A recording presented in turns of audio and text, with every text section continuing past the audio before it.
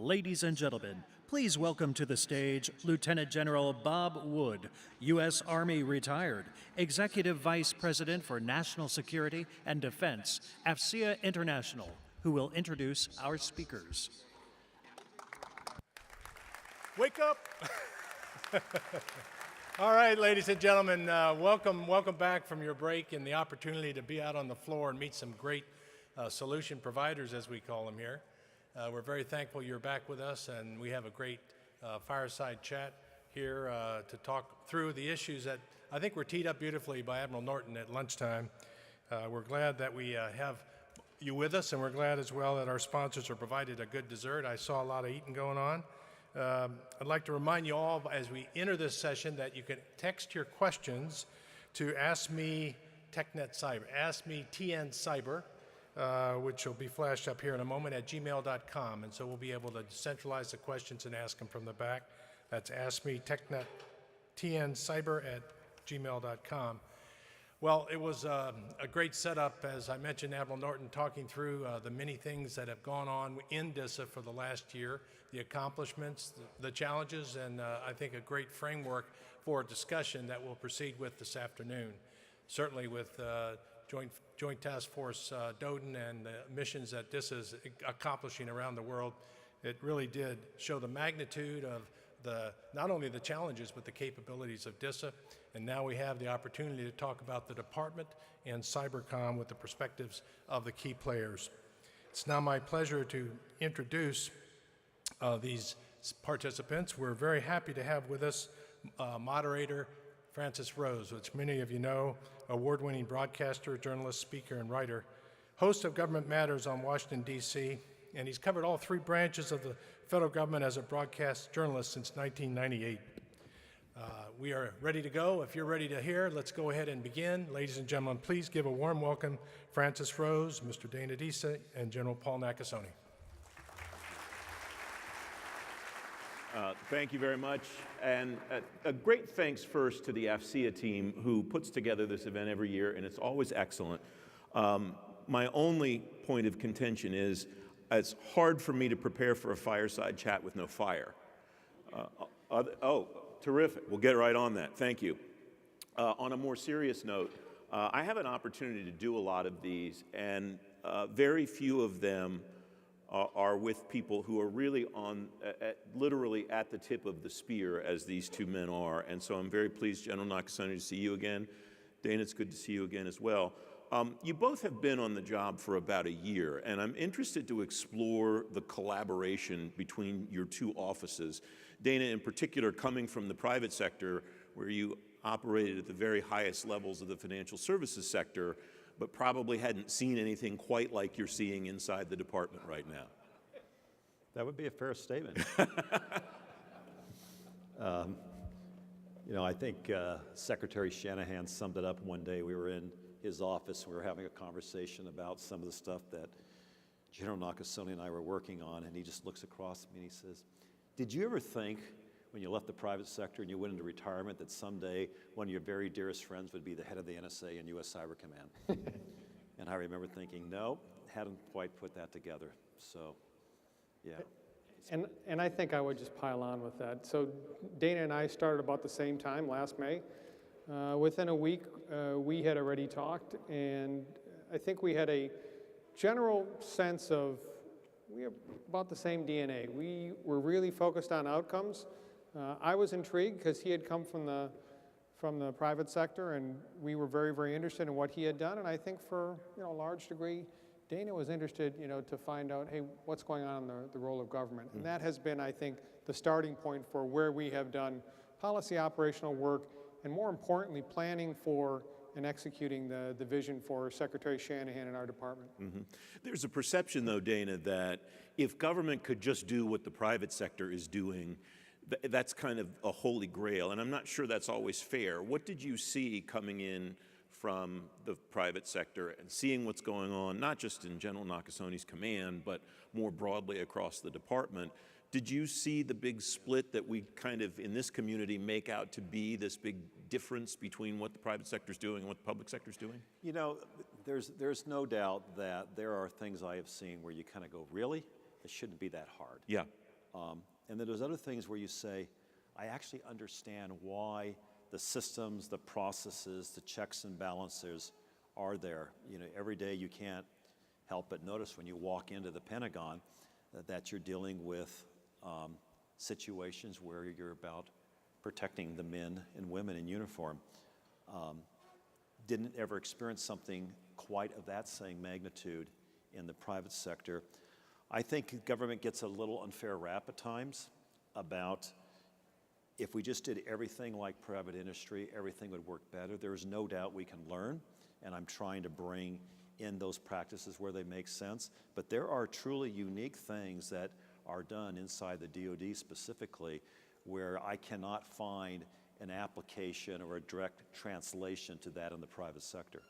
And I think I would add, you know, if you take a look at just a quick snapshot of what Admiral Norton and her folks have to run on a daily basis over 1 million different hosts, over every single time zone in the world, multiple classification levels, the fact that we are dealing with unclassified email all the way to the most sensitive communications that our government has, that is a pretty broad span of what goes on day in and day out. And the piece that I think I give great credit to Dana is the fact that he brought this idea of, okay, I understand cybersecurity, but I also understand the importance of how do we put cybersecurity to work?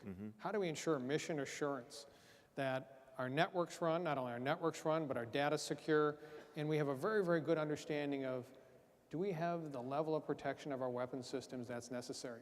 That's a broader spectrum than I think, you know, perhaps, you know, Dana had in the private sector. But again, this is part of the process that we've worked together over the past year. What are the major things that you have seen that are different, that work differently maybe than you expected the day that you walked in the door about a year ago?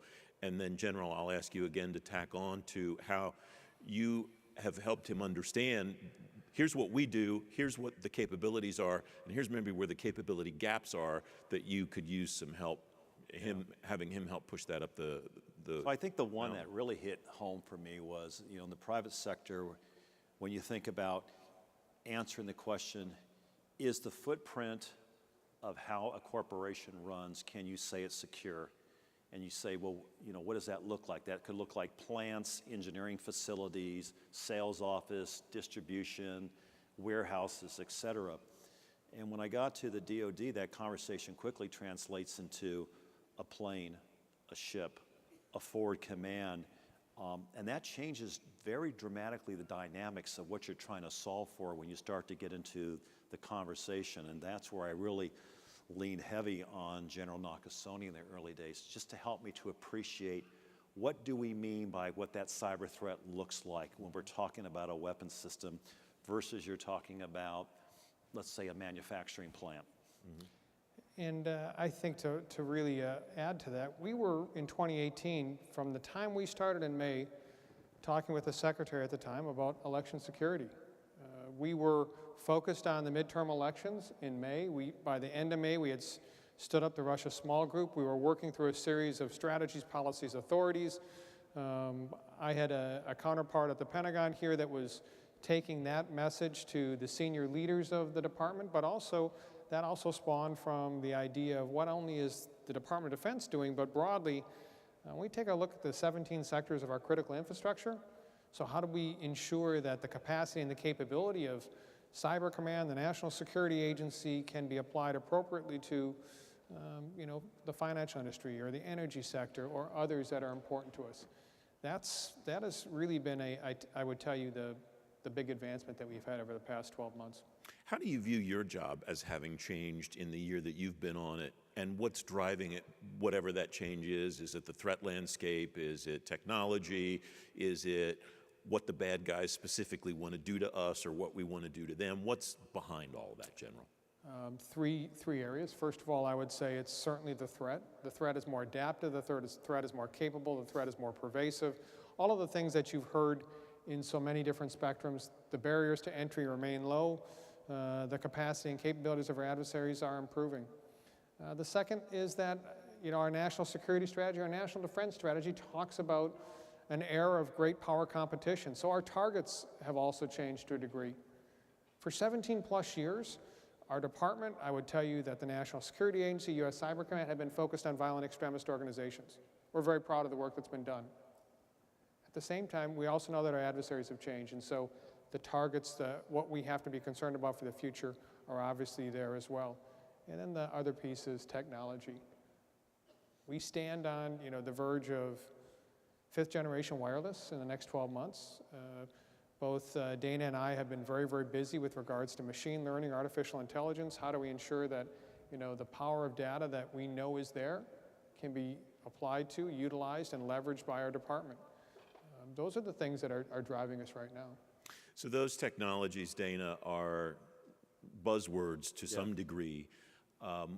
What are the most important things that industry can help you do to peel that buzz away and help you understand or learn more about how they can actually deliver capability to warfighters or to back office people too, who will use them to do important things to feed the mission of the department?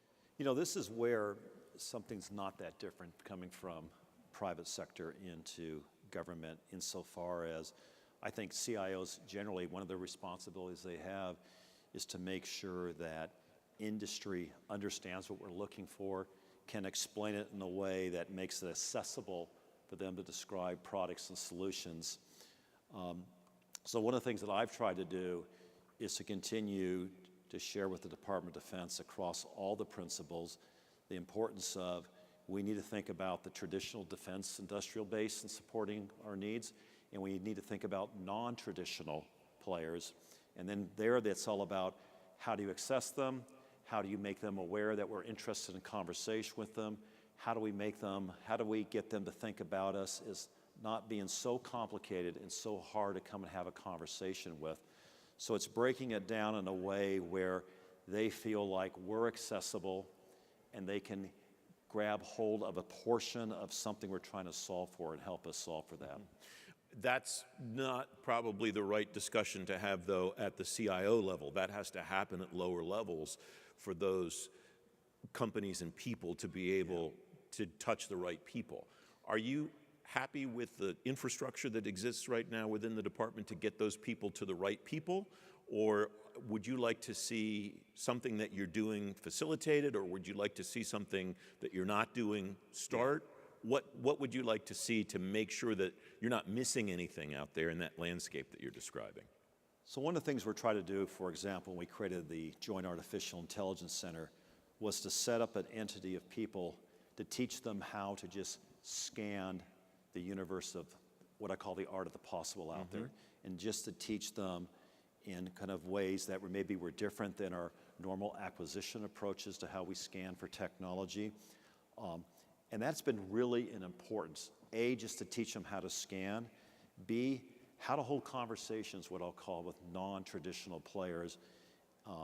C, how to make it accessible for them to come in and start to show us what they can do for us, create pilot opportunities.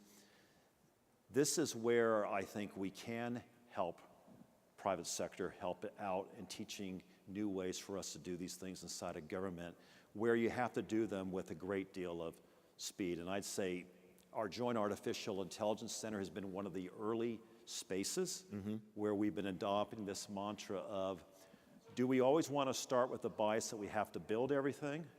Or can we start with the bias that maybe somewhere out there in the world, maybe at a university level, or it could be a small startup, or it could be a very large established supplier that we can reach out to. And it's learning how to reach out to them in a different way. And we've had some experience at that, and this is where Dana has been invaluable. If you take a look at, we have a long tradition of working with InQtel at NSA and developing and looking at companies out there that might provide us great insights.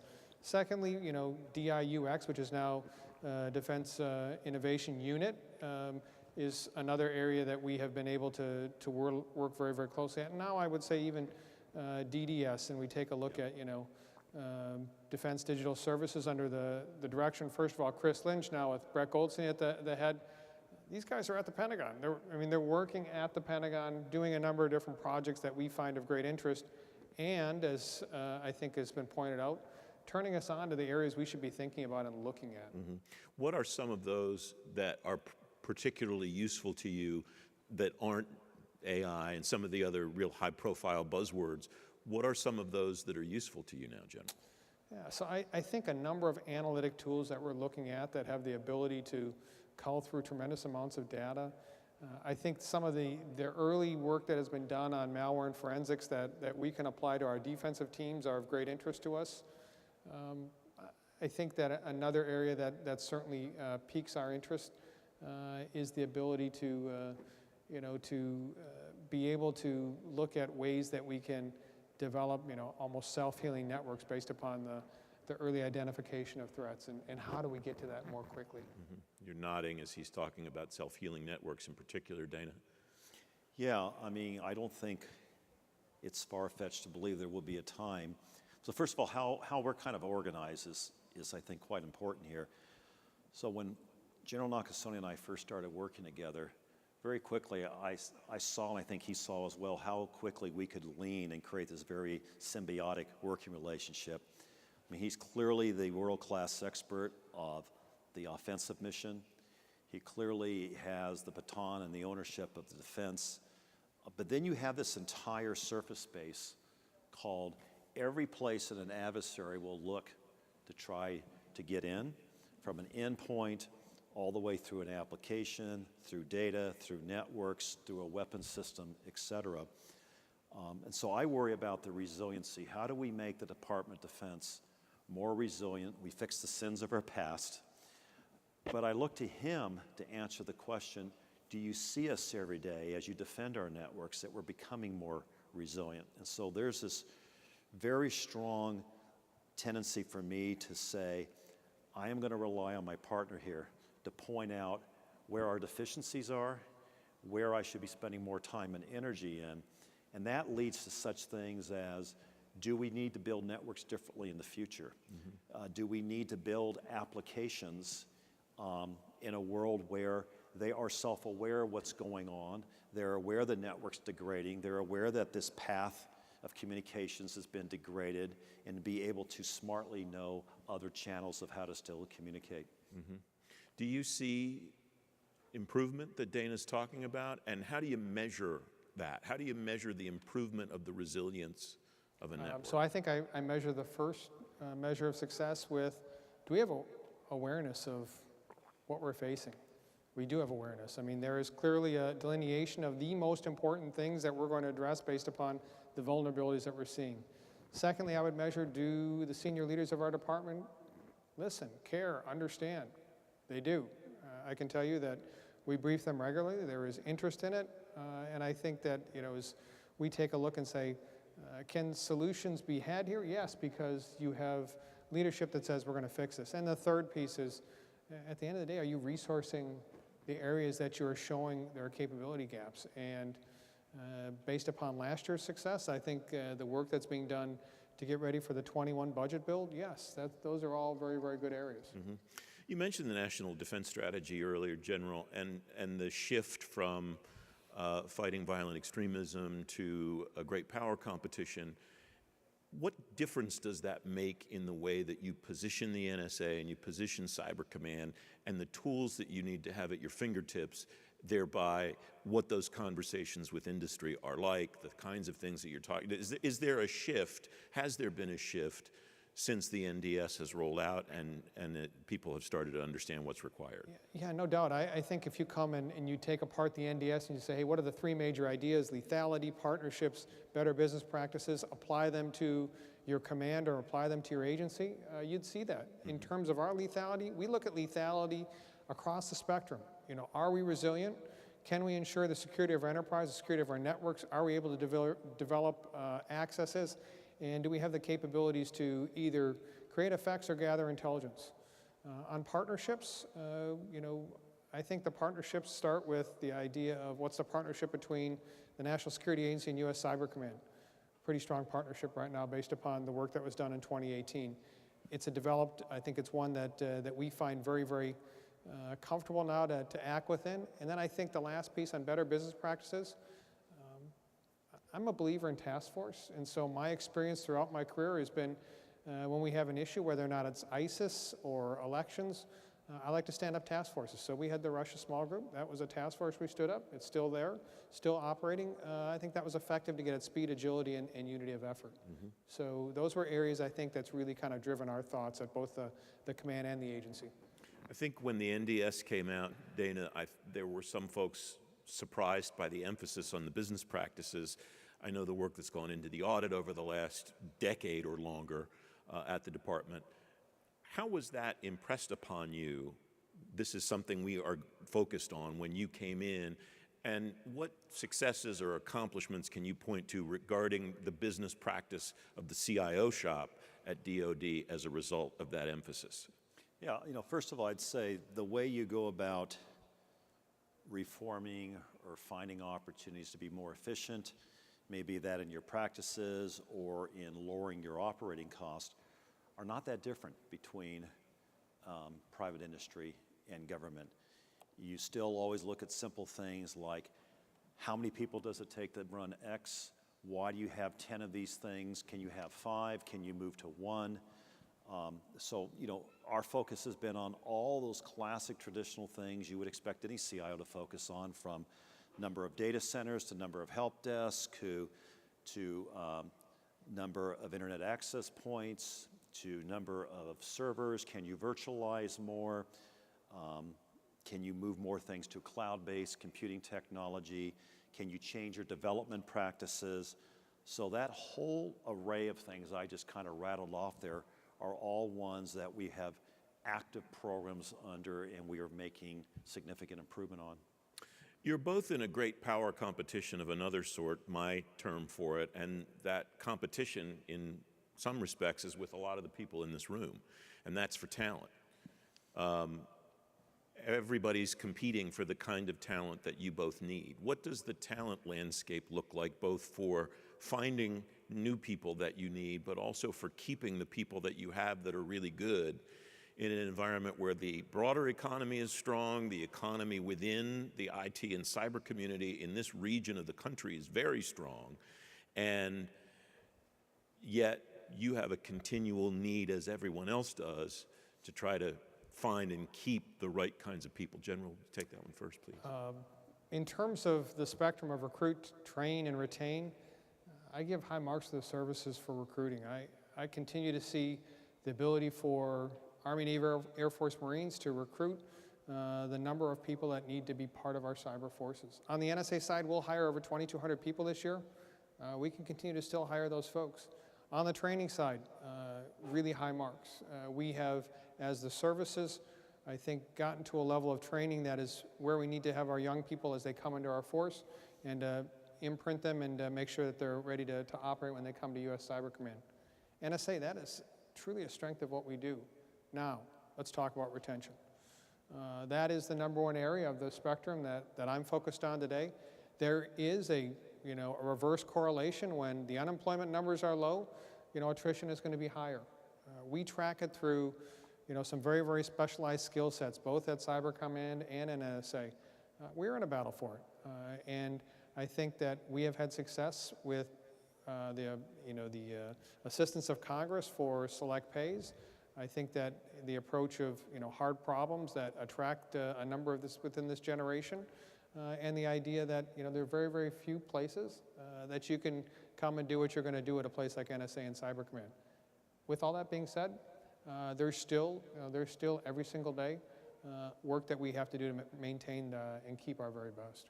What are the most difficult things? What help could you use the most to keep the people that you need? The people you already have, to get them to stay? I think internally, one of the things that would help us a lot, and we're working towards this, is how do we improve the public-private partnerships that are out there that we might be able to leverage. Right now, those are really buzzwords for a large degree. So what does that mean when we're trying to get folks that we want to work classified projects in different parts of the country? We don't, I think, do that as well as we could. That would be something internally for us. I think externally, we need a larger supply. We need a larger supply of science, technology, engineering, mathematics folks to come up. And we're working at that, a number of different programs at NSA, but this is an issue for the nation. Our pool has got to be much larger, because I think everyone out here feels the same way, that If there's one thing that we could use assistance on, that's making sure that more of our young people see that as an opportunity and see that as a career path forward. Yeah, I would just add to that. So I agree with all the things the General said, and I've made comments in the past on this, but I truly believe that part of what we have to do is not only get a larger pool of folks, but how do we make sure that as that pool is being created, that they're thinking about government when they're thinking about career opportunities. I continue to beat on this drum because when I continually meet young people who have never served a day in any government agency or those who have only served, one of the common themes you always hear is, for those who are serving, is I came across the government, I was captivated by the mission, and for those who haven't, they'll say, I just never came across anybody in government. I've never been presented or shown what that could look like in terms of career. We're going to have to solve for that. We're going to have to spend more time on how do we intersect young people's career decisions to even make them think about the government as optional opportunity. One of the things that I know is on the mind of Suzette Kent, the Chief Information Officer, is attracting those kinds of people. Yeah. And not just young people, but mid-career people who have never considered government experience. As someone who did that, what sells Dana Deasy 10 years ago maybe, not at a retirement phase of his or her career, but when that person still has 5, 10, 15 years of service in some job in mind, what makes government service attractive to that person when it's obviously not going to be the financial piece of it? Yeah, honestly, one of the things I'll say is, and it's not because he happens to be up here on the stage with me, but I was fortunate enough earlier in my career that I met some incredibly impressive generals. And I just remember thinking, these are some of the smartest people in the world that are so committed to the mission.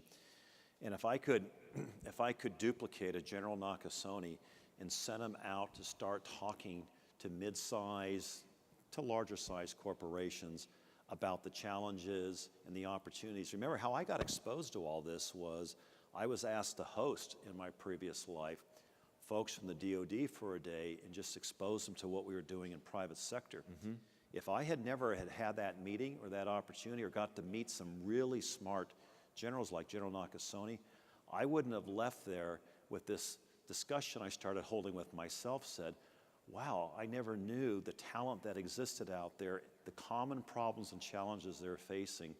So if you could mint me about 50 General Nakasones, we could start sending them out to talk to corporations, that'd be awesome. But I'm sure General Nakasone can identify, if we put him to the test, 40 or 50, not generals necessarily, but people who would be terrific ambassadors in that kind of an environment. Francis, I think your question really goes to a piece that we've talked about before, which is, so we need to continue to invest in training with the industry and other areas where that provides the exposure to a broader base of what's going on in America to our young people. So having them go out and work for 6 months in the private sector, being able to see that, being able to understand what has changed, a couple advantages. One, I think we're able to show off what we have, but I think two, particularly in the field that we work today, not all the ideas come within our department, and there is a tremendous amount of investment and a tremendous amount of work being done in private industry that, quite frankly, we want to make sure that our young folks see.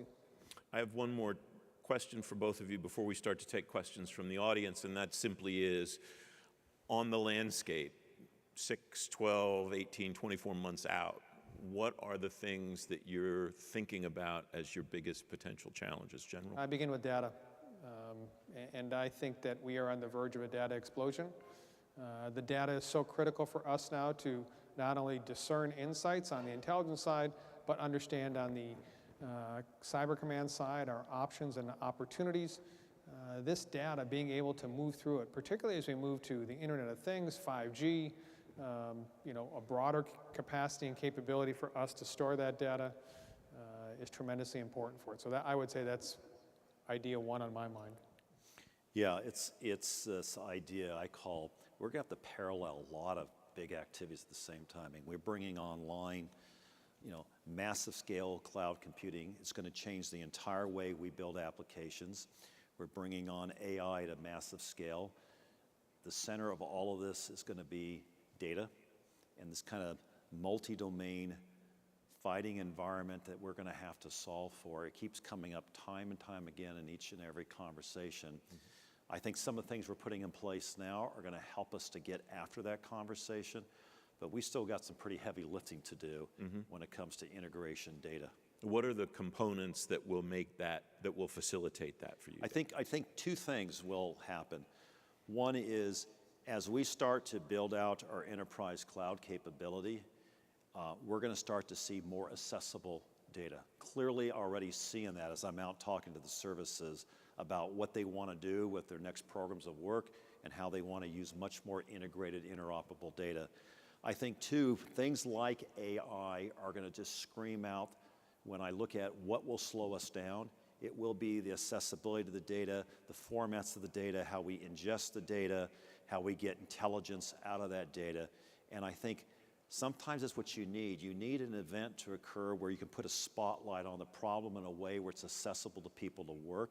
I think AI is going to be one of those big problem sets where it's going to put a big spotlight on this data conversation that's going to get the department to think about it, working it in a different way. General, the rapidity with which you answered data indicates the reason why you thought analytic tools were so important earlier on, I imagine. It is, and I think I would add to that high-performance computing. For us, whether or not it's on the crypt analytics side for NSA or if it's on the vulnerability exposure side for US Cyber Command, the high-performance computing that we're investing in today is as essential as crate computers were in the 1970s and 80s to what was being done for our department. That's important stuff for us, and those are investments that we're making now for the future. Questions from the audience? They'll be given to us from the back, I believe. You briefly mentioned new ways of reaching out. Is there any way industry or academia can help more? Are you satisfied with the channels you have to seek new solutions? So one of the ways that on the CYBERCOM side we are looking to expand is our intern program. We have to build a broader, bigger, more expansive intern program. Let me give you just an example. On the NSA side, every year 10,000 people apply for a series of internships. We take those numbers down to about 2,000. Of the 2,000, we get down to 300 that actually become interns for us for a period of the summer. We will hire the vast majority of those folks into our workforce. The great thing about it is that they've seen what we do, they see the opportunities, but we also have an opportunity to see how they work within our environment. That's the same thing we need on Cyber Command side. We are in the midst of looking for employees, and I think that there's no better way than intern programs to bring in that fresh talent. Is the 10K to 2K to 300, is that just a capacity issue? Or if you had room for 600 or 1,000, are there 600 or 1,000 good people who could take those jobs if you had the room for them? Yeah, certainly. I mean, there's always a cap based upon the ability to work through in a period of time, to clear those folks, all those type of things that come into it. But that's roughly, what we're at. Dana, any thoughts? Yeah, I would say, it's interesting in the last year as we've worked with private industry, and it's not necessarily technology companies, it could just be various industries. This conversation keeps coming up about, is there a better secondant model of how we can bring people in for periods of time to work on problems where they have an expertise or maybe have solved for it in private industry. And in doing that, we obviously give back a great deal of knowledge that these folks can take back to their respective companies or their respective technology companies. So, for all of you out here and asking that question the gentleman asked, I always say, where is it that there is opportunities to share the talent in a way that, and we have to figure out how to make that accessible to us, under what conditions that we return that talent, and what's the give back that we can give back to folks that would be willing to entertain that idea with us. And you have a strong partner there because Anita Blair knows exactly how to pull all the levers to move people in and out as appropriate, what you can and can't do to be able to do that, right? It's just trying to figure out how can you make that model work at scale. scale, I think, is the operative word there in what you're talking about, too. It's the same thing that the general just talked about, because 300 is a great number, but 300 isn't the ceiling. It's a floor, I imagine, and in his case, and I would think the same thing for you. Yeah. Okay, next question.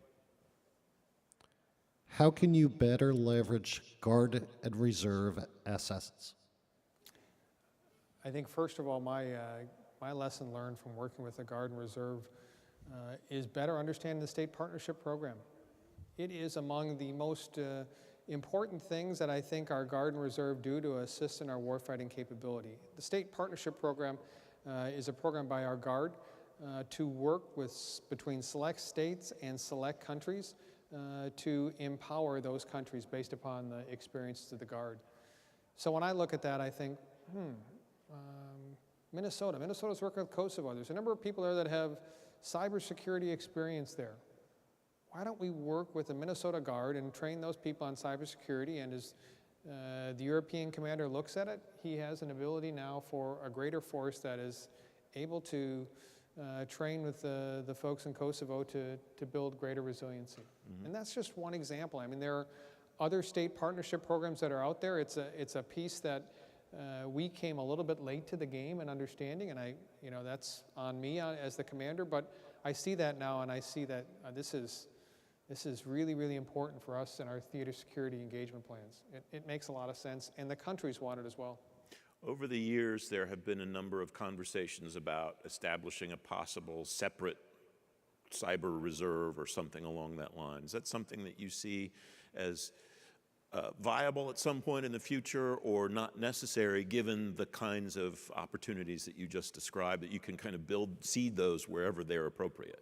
We have 133 teams within U.S. Cyber Command that include active, Guard, and Reserve elements. We also have 20 new defensive teams that the Army is building. That's a tremendous amount of capacity that we're building. As for the future, I think there's going to be more capacity, and certainly within the Guard, I think there's room for it. But right now, I think our focus has been, let's make sure that those 133 plus 20 are operating at their peak capacity. How will you assess whether they're operating at peak capacity, Jim? Well, we have a number of different assessments that we do, whether or not that's through our ability to evaluate individual and collective training, or it's through their ability to contribute to ongoing missions. That's something that is done continuously. And when they hit the level at which you think they're appropriate, is that when you'll consider whether it's time to scale? No, I think we'll consider it when it's time to scale, when the demand signal is clearly there, that we have the data that shows that it makes sense, and then the department obviously makes a decision that this is an area that we need to invest in based upon our strategy. What have you seen as you look up? Yeah, I mean, in General Nakasone's case, he is talking about large hiring.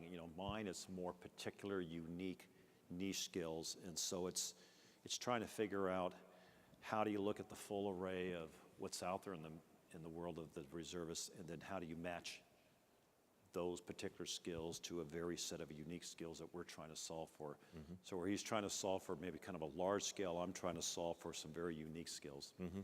But I think, if I'd add to that piece, there are some things that we have now done, I think, that are really important. First of all, we need to be able to track the capabilities within our Guard and our Reserve. So we track foreign languages. Okay, so how many different computer languages are we tracking in? Oh, by the way, do we understand who out there are capabilities developer or have malware and forensics experience? Or those are things that we've moved to, and being able to identify and be able to track that, I think that's been a tremendous step forward for us. So to the question, that's another example of ways that we can improve. What have you learned about your force, civilian and uniform, now that you have access to that kind of data? What I've learned is that they are engaged every single day. It's not as though we have, hey, we'll put this force into sanctuary and they'll wait. Every single day we are operating on networks, we're operating with data, we are operating and looking at the resiliency of our weapon systems. There is no shortage of work. The second thing I would tell you is that we are a rapidly capable and growing capacity force that I think has proved itself in a number of different operations, to include the security of the midterm elections. And the last piece, this is like a startup. I mean, I kind of joke sometimes with Dana about this. This is in some ways running a startup organization. We're 9 years young as a command this week, and with that, I have seen the evolution of, good, better, best in many ways. And I think that comes a lot of times where we say, hey, we started out this way, but really we need to think about it differently. Mm-hmm. One of the things we don't talk about too much, but I think is actually important to share here, is some of the talent that we need is unique. Sometimes we just need it for a specific period of time. So actually, one of my best recruiting arms is right here. I'll reach out to NSA on particular programs of work, particular problems that we're solving for, and we will actually bring people over into the DoD CIO organization to help us solve some particular problems. So I have a number of people right now that are working in my organization that are actually from NSA, but we're just detailing them over. That's fantastic because it gives those folks an opportunity to understand what I'll call how do you horizontally solve for problems across different services in a common way, and that in itself creates some big challenges, and you have to think differently. And then obviously they bring a mindset into my organization around some very unique, exquisite knowledge they have and skills that then we can share across the broader population. One of the things we emphasize, and I think, Francis, you understand this very keenly, is the fact that the way things get decided in the Pentagon is through policy. It's the policy that really drives what we do. And so if we're working within CIO, what better place than to work within the policy arm of that? So that's been very helpful for us. Next question. Admiral Norton mentioned the increasing emphasis on interoperability across COCOMs as conflict becomes less regionally confined and more global, especially in cyberspace. What challenges have the two of you faced in this area, and what are you doing to overcome them? It's a very nice way of saying, how are you breaking down the silos among the branches? So we have absolutely no problems working at the 4-star level. I would tell you that, when I talk to my counterparts, they clearly get it. But between myself and the action officer level, there's about 3 different layers that have been trained at Leavenworth and have understood their training from the Army War College and National Defense University, and it's a little bit different sometimes. And so I think to Admiral Norton's point, one of the ways that we have to continue to emphasize this is, change is on us, and we have to ensure that we understand how do we apply, non-kinetic power in a way that we haven't done before.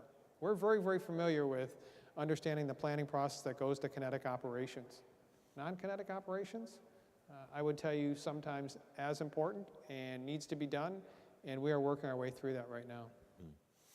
Yeah, I would say that one of the conversations I continue to have with the secretaries of the services and the unders is show me the curriculum that a young cadet takes that starts to teach them about how to think about data and the importance of data and data as an offensive, defensive.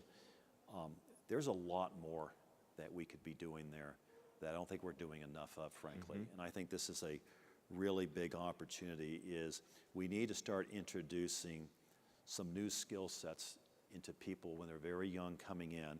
And at the opposite end is we need to make accessible these conversations that may be uncomfortable or not natural with some of the flag officers around this topic. And I think so we have to attack kind of both ends of the spectrum of creating that education and awareness. That's an excellent point. And if you take a look at it, and the military members of the audience here will understand, when we look at our military planning process, we identify named areas of interest and targeted areas of interest. Data could well be one of those named areas of interest that we have to focus on, that we have to watch, that we have to have an understanding of how it's changing. We didn't think about that, when I was going through the military schools, and now we need to. And I think that's an important piece. I'm sorry, go ahead. Yeah, just in the last 3 or 4 months, I've had just about every service come to me with incredibly high energy on a multi-domain mission problem solving for where data is screaming out in the center of this. And when I always ask them what's holding them back, it's never technology. It is finding enough people who can actively engage in this conversation in a way where they can kind of move things forward. And that's the challenge I think we face here. Is the Jake the model for that? Is that applicable in other areas of specialty? I've always said, Jake will help a couple things for the Department of Defense. I think it will be the place where we'll develop some really good AI solutions, but I think it's going to be the place that really spotlights this problem of data, and I think it's going to make it accessible to people to have a conversation in a way that historically, if all you ever said to Department of Defense leaders was, we need to focus on data management, people's eyes would just glaze over, roll in the back of their heads. You start to say, the reason we haven't been able to solve for this particular AI problem is getting access to this type of data, and the reason it's so hard to get access to this type of data is X, Y, and Z. People can work that problem. They can't work a problem called we need to solve for data management. Yeah. Well, and the other aspect of what you're talking about, though, the reason that I think that Jake has such potential is because historically some technology or challenge would come along and the services would agree this is something that we need to understand, and the Army would stand up an office, and the Navy would stand up an office, and the Air Force would stand up an office, and that didn't happen with artificial intelligence. What in that respect how will you consider the Jake a success, separate from AI, that you have learned in trying to prevent that from happening in the future? That we will have smarter people, smarter tools, smarter solution sets, smarter ingestion engines, and that people will want to come because we will be able to solve for problems more rapidly, and that we're going to have, I like to refer to it as the secret sauce of being able to work data issues better than people trying to go off and solve for it on their own. If we don't do that well, I think we'll always struggle to the extent that we can figure out how to be able, because if you think about AI, it's all about finding the data, ingesting the data, cleaning up the data, training the data. And through each of those, there will be smart technology solutions and processes we'll create. And if we can create those at scale and then make them accessible, that's how I'll define success. So, General, But I think I would please. add to that. I mean, I think he will also build on a model of we're going to make sure we drive momentum, and momentum is established by solving some problems early that show relevance and utility to the department for the investments that have been made. Among the most important things. And I think early success, nothing is better than success. Yeah. So that's kind of what I was going to go to, which is I think the most important thing that he said about all of those things is creating something that people want to come to.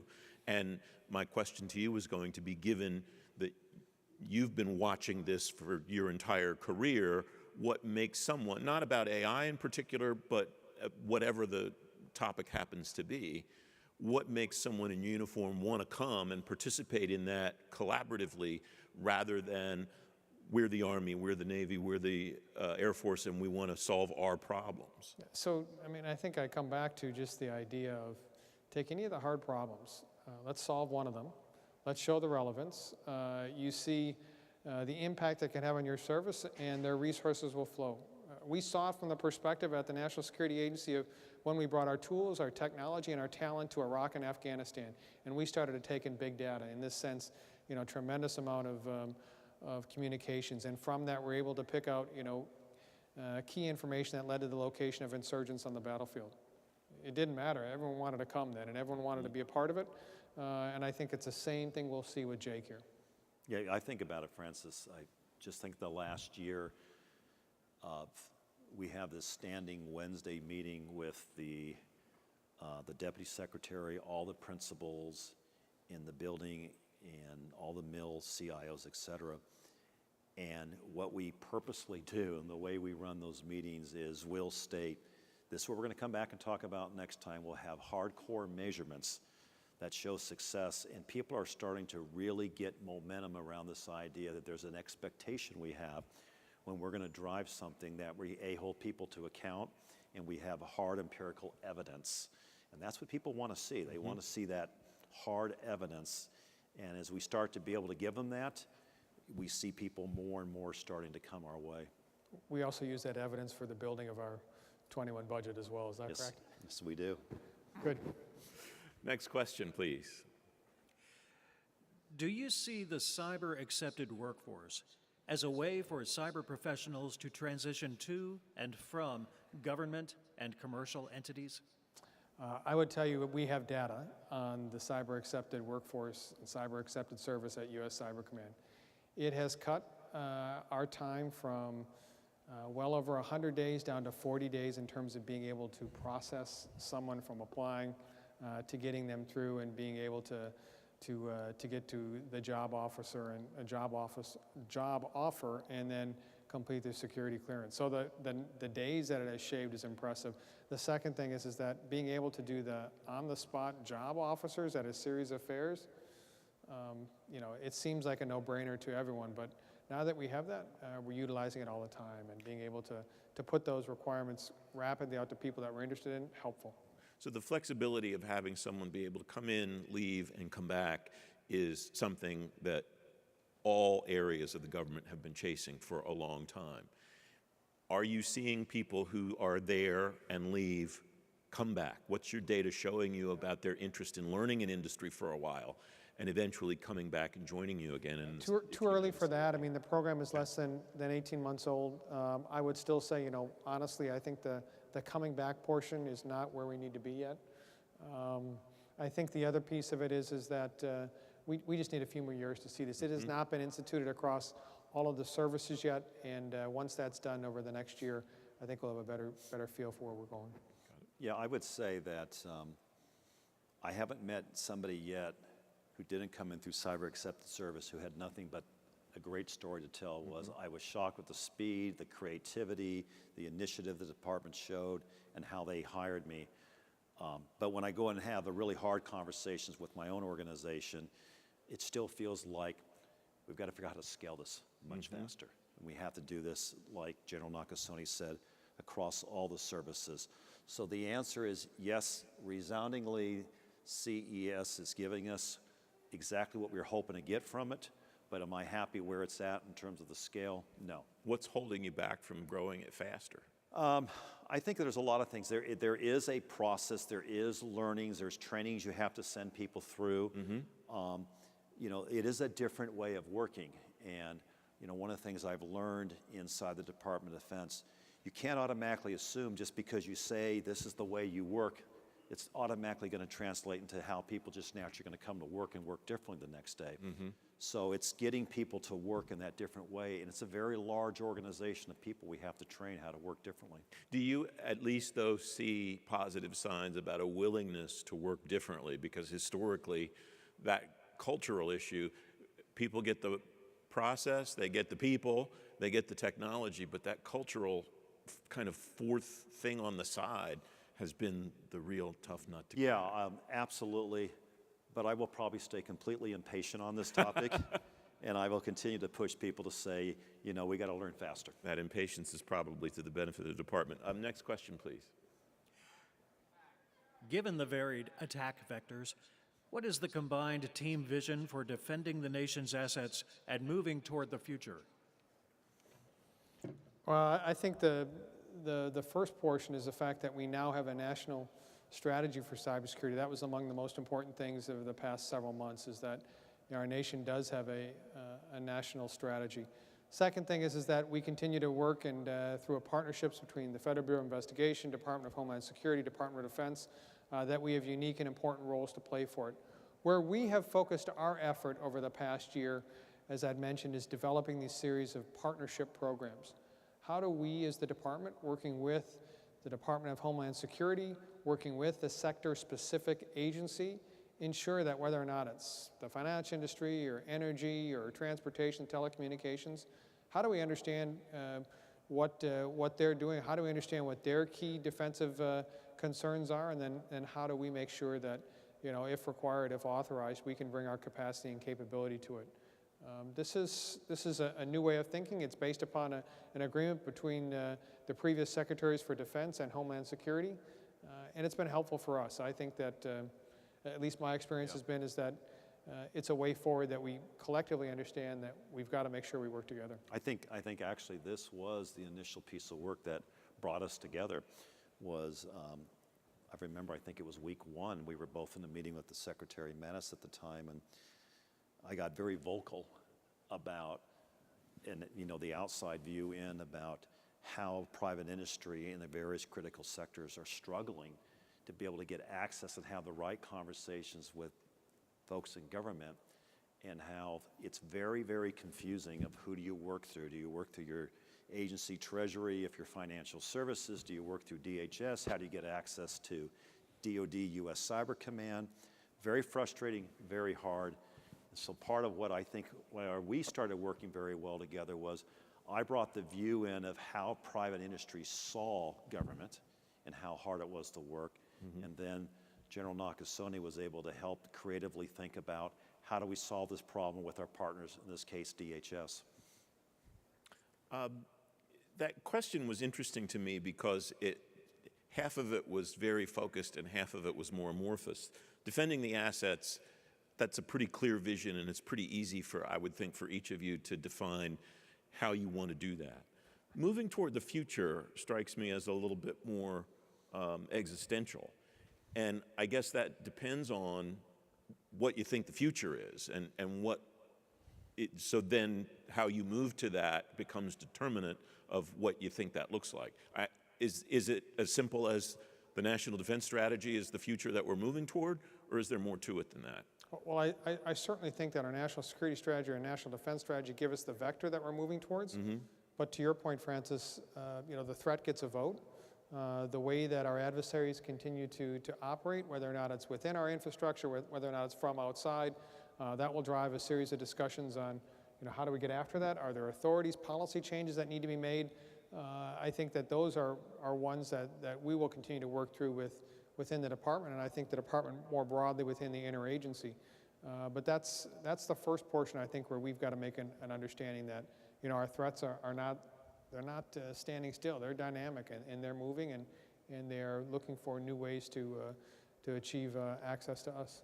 I had a chance to talk to Undersecretary Modley in the Navy last week about the concept of fleet architecture that they're undertaking. And one of the things that he talked about was the importance of getting the dynamic correct, as far as, he phrased it this way, trying to not kill a multi-million-dollar threat with a multi-billion-dollar piece of equipment. How does that translate in the cyber realm? How do you think about scale as far as what you're applying against a threat that's presenting itself, General? Well, I think that one of the things that we continue to focus 90% of our efforts on the bottom 10% capabilities of our adversaries, because to Dana's point, we have to make sure that we get our house in order in many ways, and we continue to do that. We continue to do that hard, and I think that's something that we're making progress on. That being said, I think that we are also looking at how do we effectively achieve capability, access different vectors in terms of what our adversaries are doing, and that's not always with the most expensive capacities and capabilities. Sometimes it's with very, very relatively low-cost initiatives that we have. You know, one of the things you asked us earlier was challenges we see outbound. And clearly, in the theme of what we're talking about right now, what I keep trying to iterate to everybody is when we get into this conversation called cyber remediation, whether it be weapon systems or endpoints, as I say, it's not like one and done. We've got to move to a different conversation set that says continuous assessment, continuous remediation, and this is a mindset change. This is the idea that you never fix something permanently, that the adversary is going to constantly pivot, and so we're going to have to change into this cycle of thinking that says we're going to assess, we're going to remediate, and we're going to have to constantly test, and we'll probably be back at some point remediating again. Yeah, whether our adversaries are trying to achieve vectors remotely, or it's within insider threat, or it's supply chain, these are all different elements that we've got to consider, and certainly within our work with weapons security and working with the services here, these are points that we emphasize. Are we assured that based upon whatever vector that our adversaries might come at us, that we have the confidence that we have both the resiliency and reliability of our weapon systems. We have time for a couple more questions. Another one? What can DoD borrow from the commercial sector to push network access to the tactical edge in contested conditions? And what must DoD develop that's unique?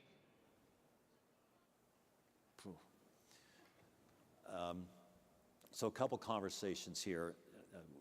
One is we have to assume that no matter how we think about next generation C3, and that's whether it's satellite, PNT, terrestrial communications, that our adversary is going to constantly be contesting us in this space, trying to disconnect us, degrade us, spoof us, whatever it might be. So there's a constant conversations with the services that says, you know, do we know how we're going to fight through on the day in the event that you can't always depend on the command and control of communications? And that's something the services will continue to look at. For me, you know, it's kind of a little bit of throwback in time. You remember years ago when we first moved from mainframes to client server, there was this idea of store and forward, the idea that you're going to be disconnected. How do you capture? How do you allow the endpoint to continue to operate, but disconnected, so to speak, from the main, in this case, it'd be the main data center. And we're spending a lot of time looking at technologies that are emerging into the marketplace, where the idea of being able to give the warfighter on the tactical edge everything they need, whether it be on the plane, on the ship, or in the forward command, that allows them to have enough intelligence and enough decision making that if they cannot communicate and they can't get any more than what they're working with, that they can still fight successfully. I think some of that we will probably have to build inside the DoD, and some of that we'll look through partnerships in the private industry. So the idea of building versus buying, this is something that's been challenging for, I'm not going to pick on DoD, this is the whole government has done this. One of the most significant things that I think I have read over the last year since you've been at the department, I'm not giving you credit or blame for this, by the way, and it got almost no coverage, was the fact that the department contracted with SAP to adapt their travel system. Very mundane, but not something the department needed to be in the business of owning and maintaining. Are you seeing, or are you driving success in getting people, maybe in the not frontline stuff, to understand we don't need to build that and we don't need to own it.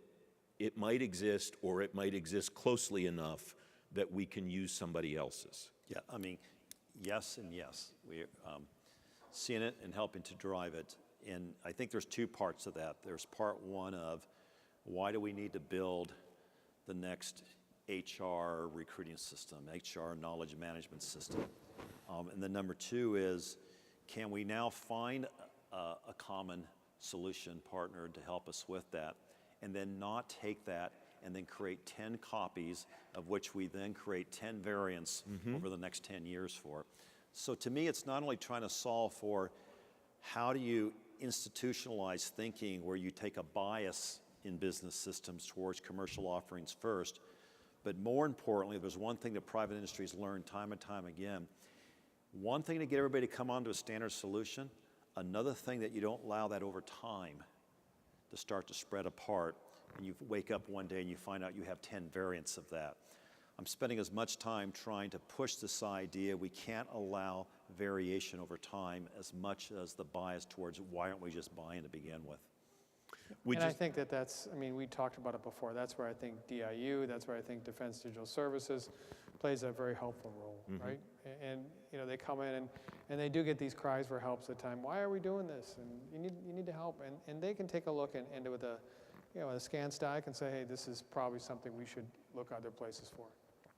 We just have a couple of minutes left, and cardinal sin number one of every moderator is you never are late between either a meal or the booze. So I will just ask you, General, to give me a minute or so on anything that you want to get out there that we haven't had a chance to talk about so far. We didn't talk about persistent engagement today, and persistent engagement for us is part of this idea of how do we operate in cyberspace effectively to both enable and act. Enable our partners, whether or not it's sharing information, intelligence, understanding of the threat, or it's acting when authorized to deal with our adversaries, whether or not that's through defend forward or it's through a period of being able to identify and take on malware that might be of threat to our nation. This is where our command and our agency have moved towards. We think it's a very, very effective model. It's also been a model that we worked and perfected during the recent midterm elections. So I would close with the idea of the importance of persistent engagement where our adversaries continue to operate below the level of armed conflict, to continue to attempt to steal our intellectual property, leverage our personally identifiable information, or attempt to interfere in our democratic processes. Are you, excuse me one moment, Dana, are you pleased, not pleased, or neutral about the capabilities of the partners that you interact with on that particular issue? I'm pleased, and I would say that not only am I pleased, but I'm heartened in terms of where we can go with it. Dana? Yeah, I would say it's what I continue to talk about. We have a digital modernization program inside the Department of Defense. It consists of foundational cloud as core, layering new technologies such as AI on top of it, having robust C3 for next generation command and control, and that needs to be wrapped with smart cyber. And in every one of these areas, I have seen that the importance of having a strong working relationship between General Nakasone and my office is very symbiotic. There are things that he's going to want to use that we're developing, and I need him to help ensure that what we're developing, we're doing in a smart and secure way. So I think the relationship that our two organizations has formed over the last years doesn't get a lot of press, but I have to tell you, it has been what I think has been one of the big breakthroughs that allows us to move with a lot more pace today. Foundational for us. I am very pleased, very honored to have the opportunity to explore that relationship with both of you gentlemen. Mr. Deasy, General Nakasone, thank you very much for your time. My thanks to the AFCEA team, and thank you very much for your attention. Thanks, Francis. Well, I'll ask Francis, thank you for your moderation. Where's my fire? Huh? Your I fire? still don't have I was my looking fire. for a gift to put up on the screen and, just run it on. But thank you very much. Ladies and gentlemen, I feel like we've interrupted a conversation here. This was a tremendous representation of teamwork, a team at work as well. And it's very heartening to see that. We're both inspired. All of us are inspired by the conversation. Thank you very much for really showing the momentum that's being built, the progress. And General Nakasone, we are part of half of our theme is persistent engagement. So you put the perfect touch point on that for us, and trusted relationships as well is the other part of it. On behalf of this panel and you individually, we're making a presentation to Fisher House. So we thank you for doing that with us today. I'll have them pause for a minute because I want to post all of you about what's next before we get to that alcohol. And I'll lose them completely if I don't do it just for a moment. So first of all, another hand, please, for our panel.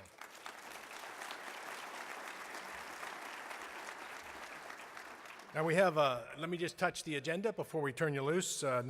Tomorrow we've got a great set of opportunities for the solutions in the hall and also the discussions on the stage. It's on the app, and that's the AFCEA 365 app. To keep abreast of schedule changes, all seems to be on track, not too many changes for tomorrow. And as a reminder, there's a rate the session on that app, so we have a chance for you to provide us feedback, which we take very seriously. We had 5 concurrent theater sessions today. After the break, and a full theater program will resume tomorrow at 8:15. At 8:15, we start up with the theater presentations. They're on the app. I think you'll find them extremely interesting. I draw your information posted on the screens giving details of the sessions and a map of where they are. Make your way around and take a look at what's being presented. A lot of preparation went into that. Starting at 9 tomorrow, running through the day, will be a Signal Innovation Showcase located in the 1000 aisle. This showcase is a growing and important part of this conference to illustrate how innovative ideas from industry can address current challenges. We had almost 70 industry proposals against a set of problems identified. 4 solutions were presented this afternoon. 7 more will be presented in the exhibit hall tomorrow. All the details you can see on the sideboards here. At 9:30 here in Hall E, we'll present a fireside chat once again, hopefully with a fire. On emerging technologies, moderated by Stephen Wallace, Senior Innovation Scientist at Deasy. You heard him mentioned today by Admiral Norton. Mr. Wallace will be speaking with Dr. Matthew Gaston from the Carnegie Mellon University Software Engineering Institute, and Mr. Fletch Previn, Chief Information Officer at IBM. We are very pleased that at lunch, we're going to have General Crawford, Army, G6, CIO, and address the conference theme from his perspective as a key mission partner and the CIO of the Army. The face-to-face exchange of ideas is paramount to the ability of industry and government to work together. To continue that exchange of ideas and exploration in the area of cyber, we have several upcoming events I encourage you to look at on our website, AFCEA.org. If you have any questions, drop by the booth at 2112 and we'll give you some more input as to the events. We're moving to the exhibit floor now for tonight's reception. I call your attention to the wing boards where a list of companies that are new exhibitors and sponsors, a whole host of them for this event, with AFCEA are displayed. And as you visit the industry partners on the floor, please be sure to stop by and welcome each of them. Frankly, a great way to avoid the traffic is enjoy yourself on the floor, beat the bubble, get past it, and visit our reception sponsor, Cox Business at booth 1802, Hewlett Packard Enterprise at booth 1922, Perspecta at booth 2319, and Technica at booth 1425, and thank them in person, not only for the solution and support they're providing, but also helping in the night's entertainment. Ladies and gentlemen, be safe. Have a great evening. Thank you for your attention.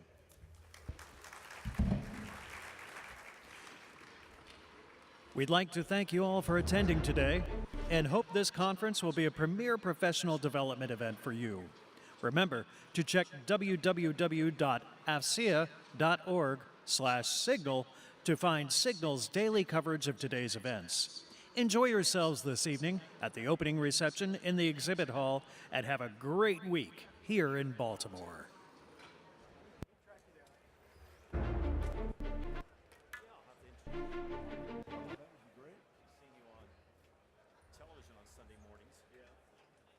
You don't make her watch, do you?